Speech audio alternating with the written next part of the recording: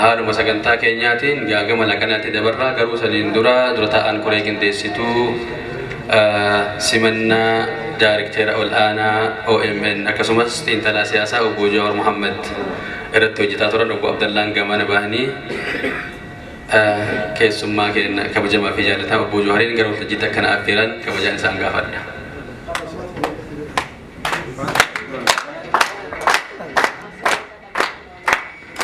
Assalamu alaikum. Akkam bultan. Nagaa jirtu. Egaa baay'ee wanni dubbadhu jiru baga dhuftanii baga guyyaa kaleessaa sirra haftanii har'as geessanii guyyaan kaleessaa guyyaa hedduu hawwinuu fi hedduu nu yaachise ture. Garuu wanti martinuu akka Rabbi fedhetti nu tahee jira. Wanti martinuu nagaan adda galee jira. Namni martinuu nagaan adda galee jira. Sanitti alhamdulillah jecha haasaa isinitti hin dheeressu asumaan haasaa gabaabaa akka nu godhan obbo Jawaar asitti isin affeera. Hamileedhaan naasimadha isin jedha.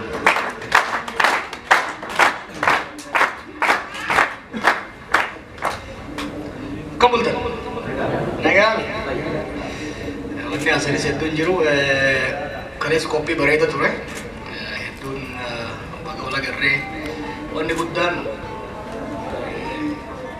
wanni yeroo hunda jiru bifa adda addaatiin biyyaa baane garii rakkoo siyaasaatiin biyyaa baase garii rakkoo dinagdeetitu biyya ofii irratti abbaa ta'uu dadhabee biyya ofii dalagatee jiraachuun rakkifnaan namni keenya bifa adda addaatiin as dhufe cinaan bahararraan qurxummii dallaalota irraa hafee as ga'e gariin boolemaan dhufe jechuudha. Akka dhufeettu namni keenya wallaa Qatar dhufe, New York dhufe, Geneva dhufe namni keenya biyya alaa jiru kun hedduun isaa haala hamaa keessa darbee as dhufe. Hedduun isaa takka jiruutu dhiibe, takka diinatu dhiibe. Bifa saniin ka biyya alaa kana jiru. Waggoota 50 qabsoo goone kan keessatti uummanni keenya baqachuun biyyaa fi qe'ee isaatirraa bahuun waan nu qabsoo tanaan wal qabattee deemte. Namni keenya immoo bahee abdii kutee hin jiraanne hanga danda'utti hedduu carraaqee gumaacha guddaa godhe. Bara qabsoo hidhannoo san keessatti gara 70 80 san keessatti namni keenya biyyoota Arabaa keessa jiru keessattuu humna danda'u hundaan gumaata godhaa ture. Fakkeenyaaf lama qulxuufaa yoo fudhattan erga maccaatu lama cufame booda garas erga deemanii warra achi isaanitti dabalame ofitti qabuudhaan waraana bilisummaa Oromoo ijaaruu irraa kaasee hamma boodaatitti gargaarsi bifa kanaan godhamaa ture hedduu cimaa ture. Baroota hasaanaa kanatti namni keenya addunyaarra bal'inaan yeroo faca'etti immoo uummata keenya qabsoo gargaaru uummata keenya sababa qabsootiin buqqa'e ka baqate ka madaa'e gargaaru irratti gumaata guddaadha. Isinis baroota dabran kana keessatti yeroo qabsoon finiintee wareegamni baay'ee kafalamaa turetti uummata keenya bira dhaabataa turtanii keessattuu bara dabre yeroo abdiilee faan namoota keenya buqqaasan gargaarsi alaaf biyya keessaa godhamee namni keenya akka lubbuun hin baane beelaan akka miidhamne godhu irratti gargaarsa alagaa takka osoo hin gaafatin guutuutti of dandeenyee gara maallaqa guddaatu gargaaramaa ture. Kanaaf galata qabdan. Amma immoo asirra geenyee jirra. Amma immoo asirra geenyee jirra jechuudha. Bakka amma geenye kanatti wanni takka qurteedha. Olaantummaa alagaa namarraa gabaachaa turte. Oromiyaa irratti alagaan abbaa ta'ee Oromoon gabra ta'ee nama keenya ergachaa saamuun yeroo itti dhaabate keessa jirra. Yeroo guddollee ta'uu baattu kan kee bilisummaa itti mul'atte keessa jirra jechuudha. Kana keessatti hawaasni keenya biyya alaa jiru shoora guddaa taphata. Kan qabsoofne alaabaa qabanneetu wal fadhiituuf miti.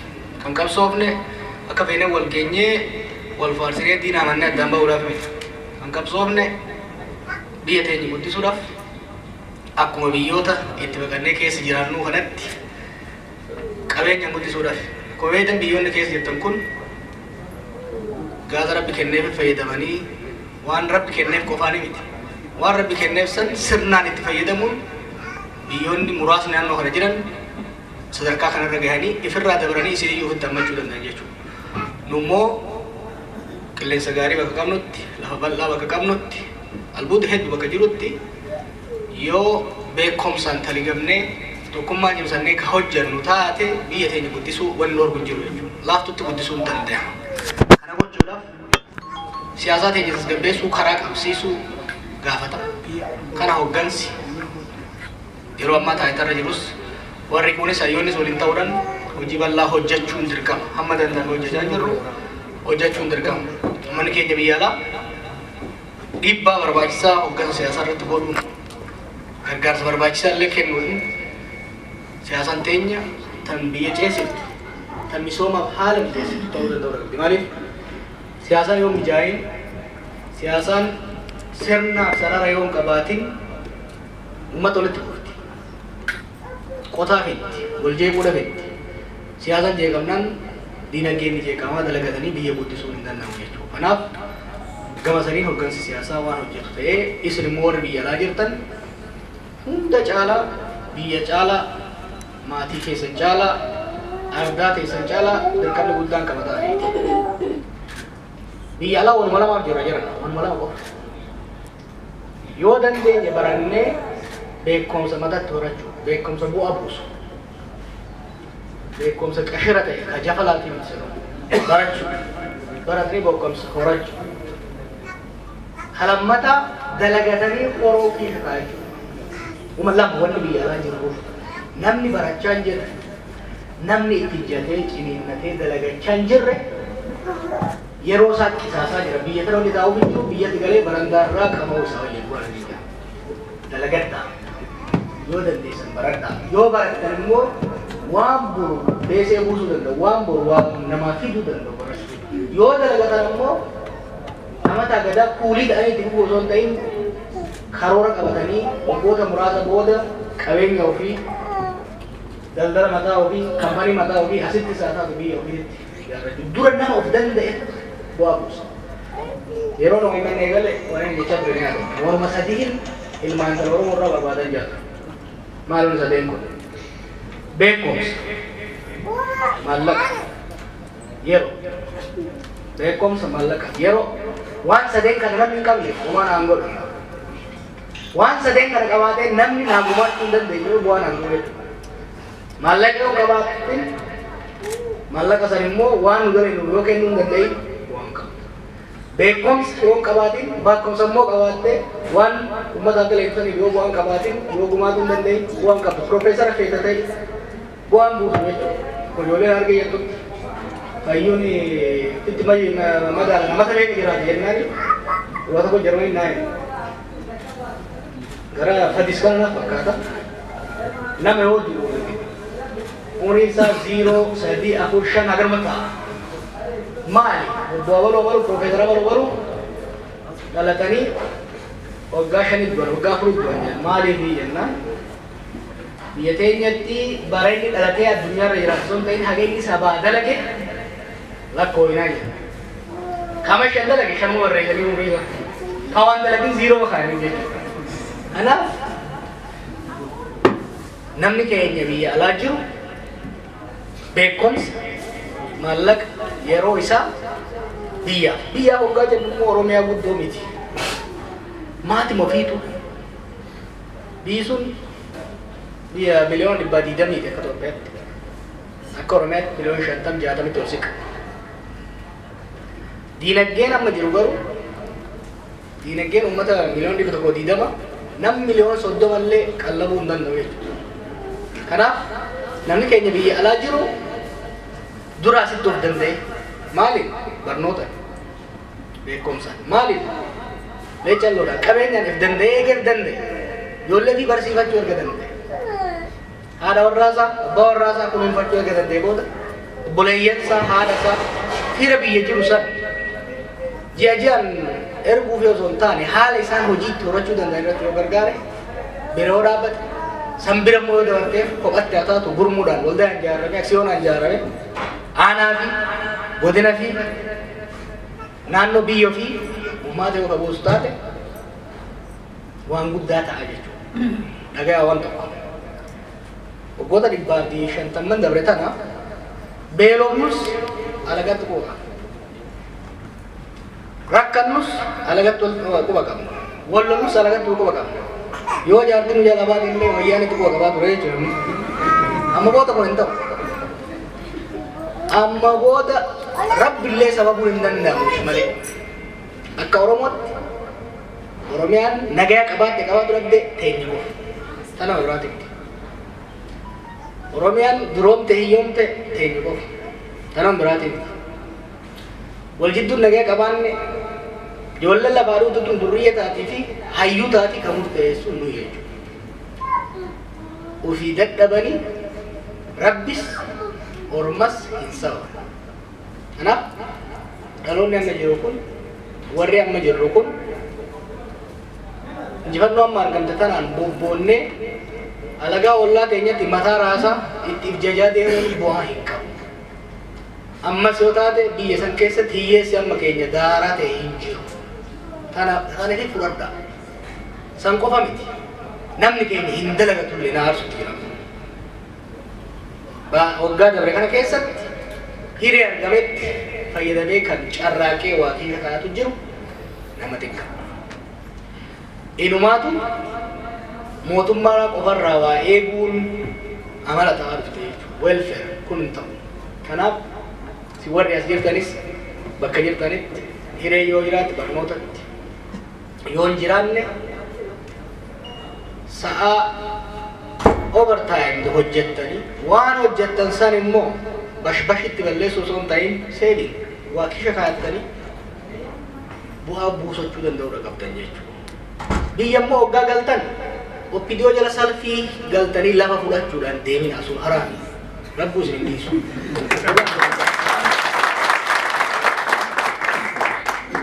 dachii ilmaan kumaatama itti wareeynee itti dhumnee afaan waraabessaatii buufne tana waraabessa kan ta'ina yoo waan misoomsuu dandeessan keessattuu namoota araddaa sanii hojii uumuu yoo dandeessan wels leencalloo uumuuf yoo ka dandeessan taate umaami dachiis yoo fudhatta dhayxanii garuu dachii fudhattanii gurgurattanii as deebinaan wallahi abbaa isaa yerra adda bite beeyta kanaaf hoggaa biyya dhayxanis mootummaan deeggarsa keessan bitachuudhaaf keessattuu adda filannoon asiitun dachii hiyyeessaa buqqaaftee isin kennuudhaaf salfii qabate ittiin dhiifnu sillee harka buufna harka cabsina malee lafa isinitti sharasharuu ittiin dhiifnu kan isinitti dhiifnu kanaaf mootummaan haala itti biyya misoomsitan irratti biyya misoomsitan akka ofii qofa duroomtan osoo hin ta'in biyya fayyadamtuu laabiran ture nuti biyyaa malee ta biyyee nuti hin jirtu biyya olii gala malee ta daangaa malee takka lamaatiin jechuudha kanaaf haala ittiin biitti guddatu biitti nama jechuudha biyyee fi biyya garagara biyyeen dachii biyya jechuun namaaf lafa walirratti samii isaa qilleensaa walirratti haala namaaf dachii qilleensaa walirratti misoomsuu dandeessan irratti mootummaan haala akkasii mijeessu akkuma kaleessa jennetti kaleessa galgala soo agarree turre ijoollee embasii ijoollee ciccimtu jira ijoollee sabboontota taate ijoollee hubannaa gaarii qabdu irraan dheessina amma booda Itoophiyaan haraami miti teenya abbaa fedhe dheesse malee dheesse wanni isiin agarraa ittiin beekamte lafeen namaatis dhiigni namaatis qabeenyi isiinis tanuu nama keenya itti siqa komunitiittis embasittis itti siqa itti fayyadama faayidaa akkami faayidaa dhuunfaatiin dabalatee biyya guddisuudhaaf itti dabalama dhiyaadhaa tokkummaa keessan cimsaa yoo haala kana cimtanii beekumsallee calloo cimtanii kaasuu jabaattan taate nuufis bu'a buufatan warra isin dura dhaabbatee waa godhuuf deemuuf ummata tokko qoodan ummata hin dalaganne kataa'ee murdoortoo arabaa eeggatu yoo ta'e ilgu warsin bira uumaan aan buuftan ummata dalagatu yoo ta'e ummata tokkummaa qabu yoo ta'e ummata wal dhagahu aalima isaa dhagahu dargaggeessaa gorfatu dubartoota isaa kabaju yoo ta'u taate waggaa waggaanii fi baatii yoo dhufne maallaqa osoo ta'in hamilee gaarii Yoo agartan nama godina keessan ta'e. Nama godina hunda keessan ta'e. Maaliif hin ta'e? Gaaza guddachuudha hamilee. Ummata murannoo qabu, tokkummaa qabu, cimina qabu, oromummaa qabu sana hoggaan arge onnee guutuun hin finfinnee tol deebi'ee dhagaa citatti bu'uu danda'a jechuudha. Ummanni waan inni barbaadu, waan inni fedhu san onnee guutuudhaan akkuma agartanitti shakkiif sodaa tokko malee jibba tokkoon alatti yeroo namatti himu bu'aa nama buusa jechuudha. Hoggansaafis onnee fa'a. Waggaan dabre kun waggaa baranooti. Baranoo beeytanii? Baranooni karaan itti guddadhetti dargaggeessii fi dargaggeettiin gaafa wal fuudhan amata duraa san jaalalli hoowwaadha. Walillee lolan. Biyyaanis yoo ganna qabe ibiddillee godhaan yooma qabbatti roobnis mannis yoo dhimmise yooma ni jiru. Baranoo keessa jaalalli wal dandeettiin hedduu guddaa. Baranoon jijjiirama Itoophiyaa keessatti dhufee baranoon Abiyyi Ahmed amma dhumaa jirti jechuudha. Baranoon amma warri harkan mudhaya tures ka ililbeen gurra nu duuchaa tures ka osoo kaalkuleetaruun dhiyaatiin dammaramaa tures amma baranoon waan dhumteef qaawwa xiqqaan qorri itti dhaga'ama. Ka dursanii miti ka rooba obsaa ture sun qaawwa xiqqoon tiifuun xiqqoon itti dhaga'ama. Waggaan as deemu kun baranootti aansee ilma dhalataa jechuudha. Ilmi waggaa dhalate immoo jaalalli haaraan dhufti. Manguddoo akkasii haaraan dhufti jedha. Ilma dabalti. Amma barri kun bara ilmi itti dhalate jechuudha. Bara dimokiraasii itti dhalate. Bara bilisummaan sirna itti horatu. Bara lafa gadi itti qabatu. Bara kana keessatti bultii yookiin diigamti yookiin jabaatti ooliti. Barri baranootti aanee jiru bultiidhaaf murteessaadha. Yoo walii obsan ilmi dhalatee ilmaan talti dhalattee maatii ta'a. Yoo immoo waliin danda'in addaan wal facaasanii qilleensa fennaqanii addaan deeman jechuudha. Biyyi sunis amma waggaan itti aanu kuni extremely baay'ee murteessaadha. Yeroo kana keessatti qabsoo cimaa gaafata, obsaaf murannoo cimaa gaafata, hojii sammuu guddaa gaafata. Hojii sammuu barri itti aanu kun bara gaaza xiqqaadhaan gaara guddaa itti qoru jechuudha. Maaliif gaasni bara dabre kana keessatti gaasni dhiichisaan waan dhumeef bara dabre kana keessatti namni hundi nu wajjin dhiiba ture jechuudha. Amma garuu namni hedduun duubatti nu harkisa jechuudha. Gaara guddaa gaara xiqqaan osoo duubatti akkam bahuun laafaa miti. Kanaaf bara afaan kana keessatti hoggansi biyya jiru hoggansi mootummaa kan uummataa deeggarsa cimaa gaafata. Deeggarsa qofa osoo hin ta'in qeeqaaf dhiibbaa cimaa gaafata jechuudha. Cimnee yoo akkati deemu taate bultii dimokiraasii biyya sanii ta'ee galan tana gara sirnaatti jijjiirree uummata keenyaafis taane biyya saniif naannoo saniifis ta'uu dandeenya. Bara kana warri naannoo kana jirtanii beektanii akka duree Itoophiyaa waggaa jedhan xiqqoo kabajaan ni dabaltee xiqqoo ayyaama qaanii kaleessatti deebi'uu hin barbaanne biisuun gara waraanaatti yoo deemte gara jeequmsaatti yoo deemte gursummaa namni hin jaalatu beektanii Itoophiyaan gursummaa taanaan jarri kunis hin jaalatu tan heerumin haftuu wayya gursummaa bilisoomanii deebi'anii adda faca'urra gabrummatti hafuu wayya saditti deemu. Kanaaf Oromiyaanis jeequmsa akka keessa hin seenne, Itoophiyaanis rakkoo keessa akka hin seenne hoggansi guddaan Oromoo irraa eega. Obsi guddaan Oromoo irraa eega. Hedduun keessan bakka madaa keessanii akkana irraa dubbadhu barbaadda. Hin beeku. Sun bara dabre. Barri madaatu tuqanii wal kakaasan bara dabre. Amma faashaarraan faashaa isin dabala. Amma faashaa isin daballee faashaa jalaan kiniin filbeeriitti isinii facaafna malee isin tuttuqineen kakaafu. Gaafa cittee dhufte garuu wajjumaan kaanii dhukka irraa kaafna abbaa fedhee soo ta'e kanallee kanaaf marii hanga tokko goonee walgahii durallee waan hin qabuuf dandeemna. Ni gaame gara dubbannaa naqo akka ni gaame ayaataan marii walitti galatooma.